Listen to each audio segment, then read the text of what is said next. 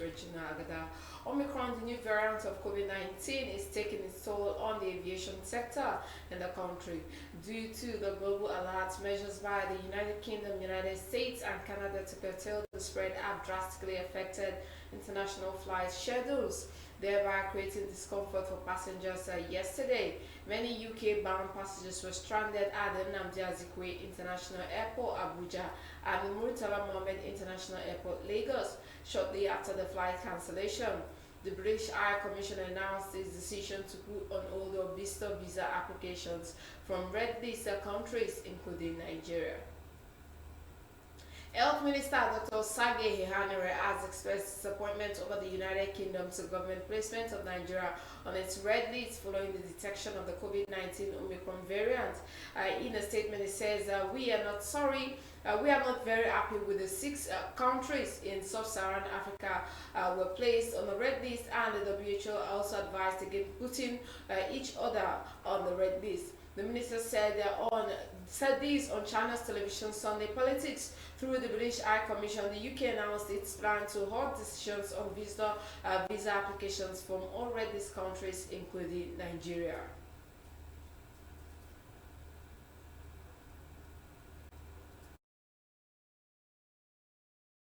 We are pursuing the vaccination rapidly. We are still campaigning seriously for adherence to the public health measures, and taking what I call a watchful waiting posture on the Omicron virus, and observing what happens around the world, what the scientific community says about it, what the latest findings are, and of course not rushing into judgment.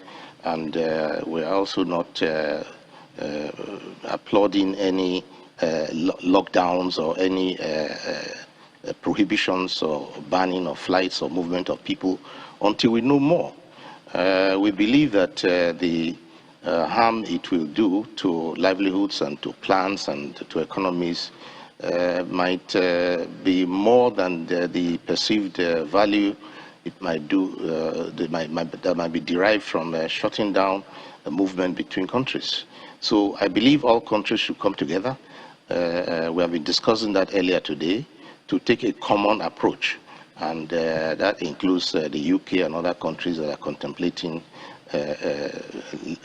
red lists and so on. We did do something with red lists in the past, but I think that the experience so far shows that it may be better to be more clinical, more surgical about the way we apply, put countries into red lists, and if there's any.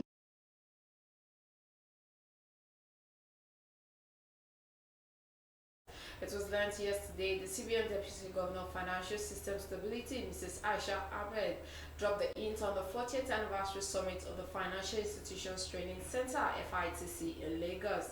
Significant developments, she said, have brought discussions about Africa's potentials back to the forefront.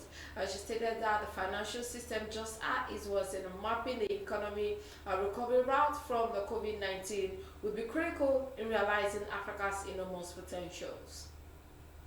ABC Transport PLC has launched a process to raise about 394.53 million naira new equity funds from its existing shareholders as the transport company seeks to strengthen its balance sheet. The ABC Transport plans to float a rights of issue of 1.127 billion ordinary shares of 50 kobo each at 35 kobo per share.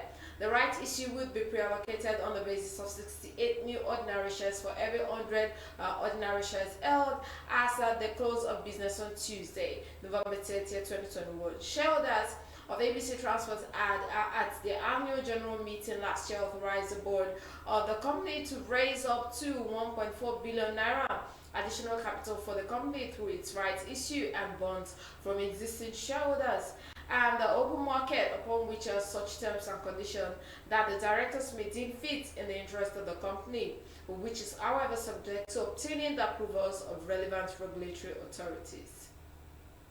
The governor of the Central Bank of Nigeria, Govt, has said the project aimed at revamping the National Theatre is costing the Bankers Committee $100 million. Emefiele said this at the Rise Fashion 2021 program, which was organized by Arise News during the Dubai UAE Expo 2020 event in Dubai on Friday night, while thanking the President Muhammad Buhari for giving the Bankers Committee the opportunity to revamp the National Arts Theatre. Emefiele said that the project is costing the committee $100 million to resuscitate and revamp the National Theatre.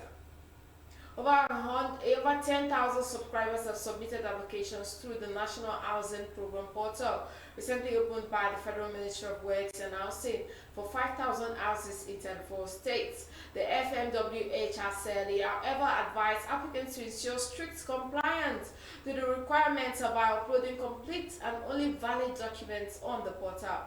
The ministry said the requirements for the online registration for the prospective applicants include passport photographs, current tax clearance certificates, and a payment slip. This is the media news from the Arts and Business Show. Do join me on the show as more breaking news stories which me in the studio. I'll be sure to let you know. Good afternoon. My name is Regina Agada.